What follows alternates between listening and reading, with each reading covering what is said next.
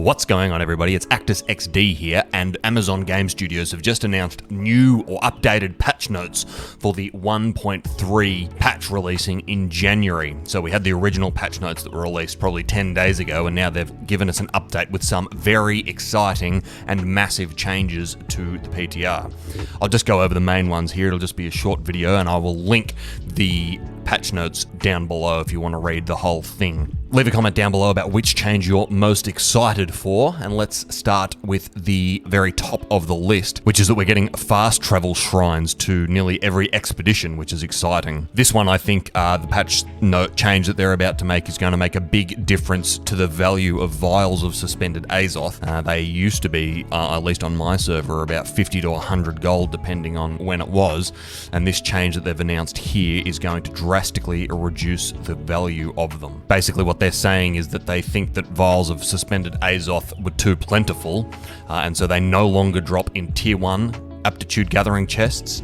They're reduced by a third or more from tier 2. From tier 3 gathering chests, a similar reduction by a third to just under a half. And a similar thing is happening in terms of crafting and refining aptitude chests as well. So I think we are going to see that vials of suspended Azoth are going to go up significantly in price. In other news, also, we see that the housing tax change is being reverted, so that cozy 90% tax reduction that we've been loving is going back. But they've made other changes because they've sort of listened to our feedback, and players have been saying that tax is too expensive, and so they've made the following changes. The minimum amount that tax can be set to is now 2.5% instead of 5%, and the maximum it can be set to is 10%, so basically the whole band has been halved, and the default setting is 5% rather than 10%. So hopefully, depending on where you've purchased, your landlords or your governors are merciful and give you the 2.5% tax rate. Other exciting changes, or at least I know that this one has been annoying me a little bit, so I'm glad to see it. Gypsum casts were only giving 1 gear score bonus above 585, so you needed 5 gypsum casts to get from 585 to 590. Well, now they should give at least +2, so hopefully that means it's possible to get the +3 like we sometimes do, and therefore it should mean that we need significantly fewer gypsum caches, casts, gypsum orbs to finish off leveling or maxing our expertise in specific slots. One of the exciting changes is that materials used to craft expedition keys, such as chisels, corrupted fragments, shards, crystals, and lodestones, are now tradable. That means if you have a number of those and you haven't been doing your orbs, you could stand to make bank in this situation. I think it's going to be a significant moneymaker because a lot of people do not want to have to go and farm faction tokens or corrupted portals to be able to do their dungeons. They'd much prefer to be able to buy the mats. We've got some clarity about we've known that mutated tuning orbs have been able to be purchased from the faction vendors, but no one's really known what the cooldown is on them. There's a little hourglass symbol on the icon itself, but you can't get the required reputation to purchase one.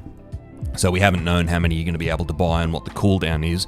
It says here, Expedition Mutated Tuning Orbs can be crafted once per week and also have been added to the faction shops and can be purchased there once per week. So it sounds like you get a maximum of 2 tuning orbs per week. You can buy 1 from the faction shop.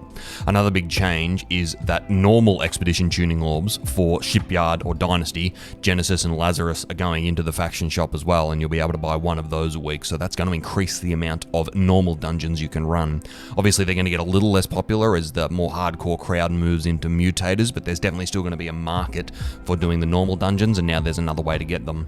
They've hidden this one away under Expedition Tuning Orbs, but it says, this is a massive change. To reduce the cost of all items in inventory taking durability damage on death, we made a change so that only bound items take durability damage. So if you've got items in your inventory that are bind on equip and they have not been equipped by you, they will no longer take damage when you die, which is going to save a lot of hassle trying to get stuff out of your inventory as quick as possible if you intend on selling it rather than salvaging it. And another super exciting change to talk about, especially, sort of a quality of life fix that they've made, is that the trading post, you can now sort by time in the trading post, and it will do that properly. And the other one, the more exciting one, is that the inventory will no longer scroll back to the top after you close any sell windows.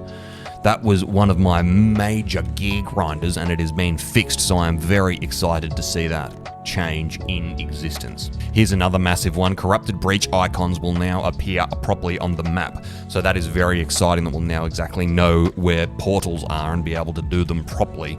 That has been around for a long time, so it's good to see that that bug has been kicked out. It's been covered, but it bears repeating here again. The Surgeon, Pit Lord Day, Baines, and Mordici the Mortician now drop their battle trophy materials, which means that you can now craft tier, whatever it is, major combat trophies for Lost, Ancient Guardians, and Angry Earth. I think it's those ones anyway. For those of you that are still in the leveling grind, they have increased the experience gain.